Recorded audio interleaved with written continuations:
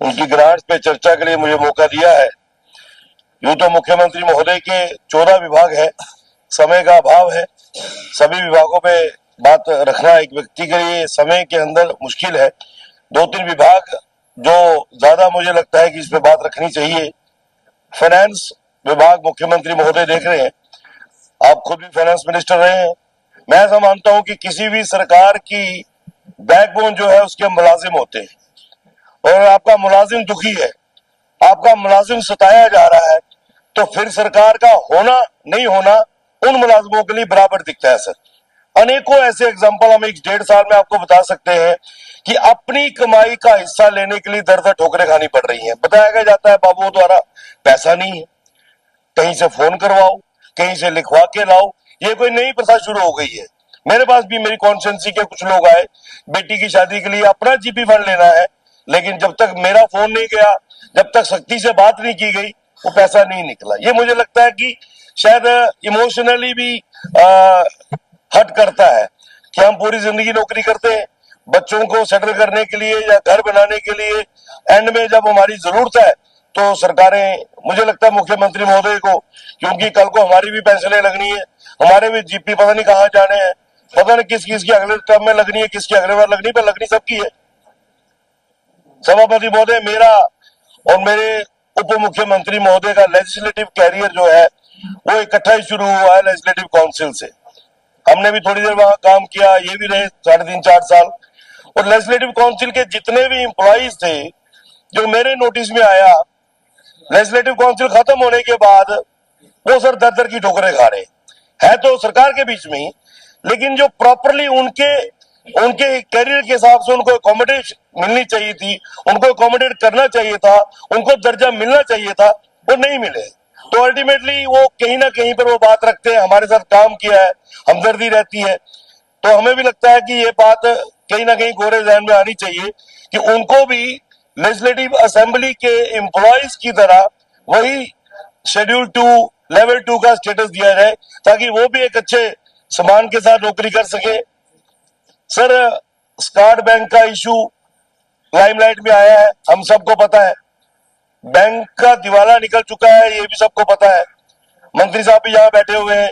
22,000 परिवार जो है वो अपनी जिंदगी की गाड़ी कमाई जो बैंक में लगाई गई थी उसको लेने के लिए सर तरस रहा है। 16,000 जम्मू का है, 6,000 कश्मीर का है। फाइनेंस विभाग अगर स्टार्ट बैंक को कुछ पैसे दे दे मंत्री साहब के माध्यम से, तो मुझे लगता है कि उन लोगों, ये उनका अपना पैसा है, बैंक ने कोई एहसान नहीं करना। हाँ, उन्होंने लालच किया, वो खुद मानते हैं कि बैंक ने जो ऑफर दिया कि 1% एक्स्ट्रा इंटरेस्ट मिलेगा, और मोस्टली पैसा किसका है? लो पेड एम्प्लॉइज का। सर, उसमें से 14-15 तो शौक से चले गए। आप ये सोच सकते हैं कि क्या बीती होगी उस परिवार के ऊपर जिसको अपनी गाड़ी जिंदगी की कमाई जो पूंजी जमा की हुई है वो लेने के लिए, तो बाद में अपना वो व्यक्ति भी खोना पड़ जाए। इन पहलुओं के ऊपर थोड़ा सा विचार करने की जरूरत है सर।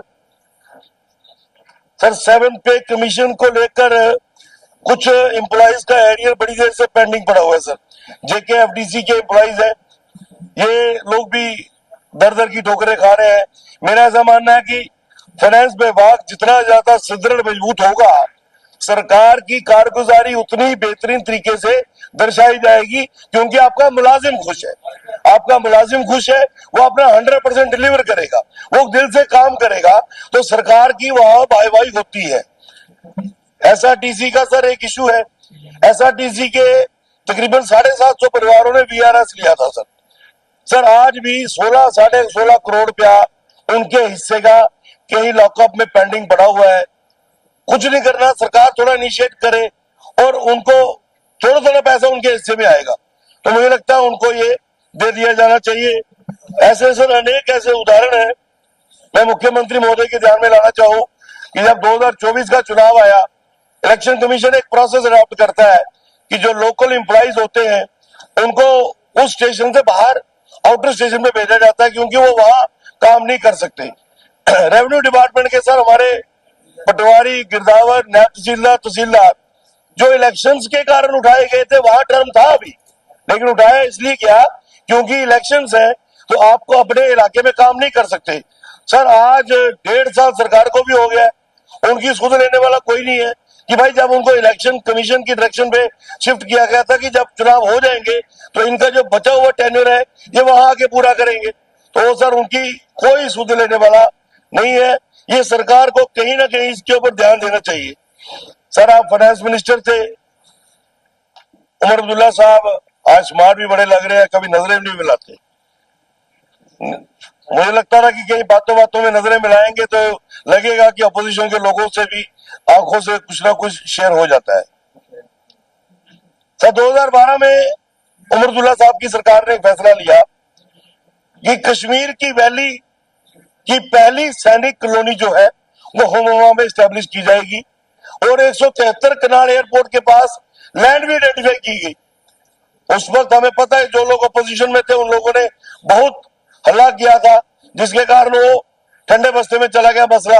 मेरा तो मानना है कि 13 साल हो गए हैं, सरकार उसके ऊपर काम करे, जमीन अभी भी वहीं पे है, आइडेंटिफाइड है और 99 ईयर्स के लीज के लिए जम्मू के सोल्जर्स, कश्मीर के सोल्जर्स, कोई गुरेज में दर बदर की ठोकरें खा रहा है, कोई दंगदार में दर बदर की ठोकरें खा रहा है, उनके लिए अगर कॉलोनी वहां बन जाए तो उनको भी लगेगा कि हमने देश की भी सेवा की है, तो हमारी राज्य ने, हमारी यूटी ने हमारा रिटायरमेंट के बाद भी ध्यान रखा है।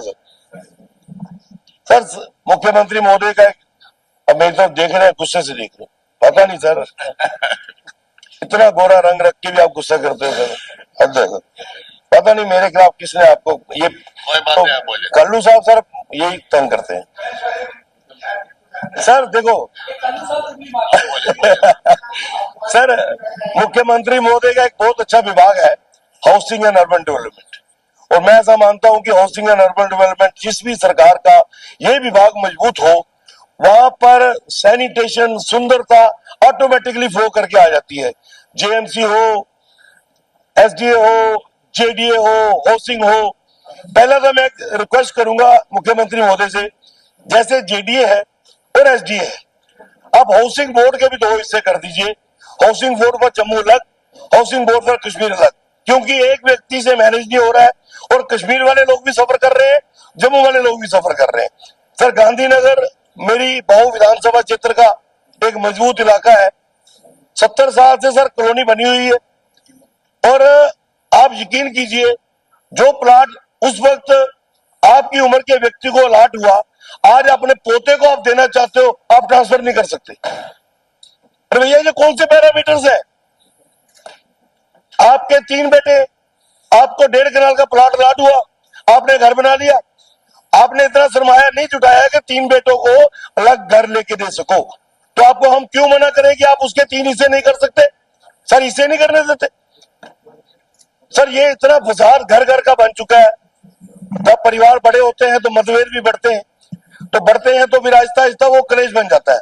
ये सर हाउसिंग बोर्ड को लेकर मैं चाहूंगा चीफ मिनिस्टर साहब इनकी एक बार फुटिंग में एक मीटिंग बुलाएं, कंसर्न एमएलएस को भी लूप में ले और हम इनको बताएं कि इनका हाउसिंग बोर्ड का अब इनके लॉट किए हुए प्लाट पे अब हक क्या बचता है। सर दूसरी तीसरी पीढ़ी ट्रांसफर करनी है, हर ट्रांसफर के पैसे मांगते, और ये सर पूरी इतनी ऐसी अनार्की सी हो चुकी है जिसने बहुत बड़ा बवाल खड़ा किया है। शर्मा जी ने बड़ी मजबूती से पक्ष रखा है। हमें दुख इस बात का लगता है कि सरकार की तरफ से कोई क्लियर कट पिक्चर सामने नहीं आती। हाँ, डिप्टी चीफ मिनिस्टर साहब की क्यादत में एक टीम बनाई है, उन्होंने क्या किया ये आज तक क्लियर नहीं हुआ। हमें कहा जाता है आप जम्मू और कश्मीर की बात करते हो, हम क्यों ना करें बात, क्योंकि गैर मुमकिन खट में सबसे ज्यादा सफर ही सिर्फ जम्मू है। आई विश कि गैर मुमकिन खट में कश्मीर के 4 जिले भी कवर होते और इनको अपनी जमीन बेचने के लिए तड़पना पड़ता, तो ये मुख्यमंत्री के घर में जाके भी बैठते कि भाई साहब इस जो ब्यूरोक्रेटिक ताना बाना बुना हुआ है, उन्होंने ये जो हमारे पे तलवार लटकाई है इसको पीछे हटाओ। ये बहुत से पहलू थे सर जो मुख्यमंत्री के विभाग के हैं। अब क्योंकि उन्होंने हंस के देख लिया है, मुझे लगता है कि ज्यादा विस्तार से मैं नहीं जाऊंगा, लेकिन सर 2 दिन जो पिछले दिनों जेडीए की लैंड को लेके बात उठी, कहीं मेरे पे भी कटाक्ष कसे गए, उन साथियों को संबोधित करते हुए मैं 2 पंक्तियां जरूर कहूंगा कि जुगनुओं की पंचायत लगी है, मुद्दा है कि सूरज की रोशनी को कम करना है। धन्यवाद। चलो, थैंक यू।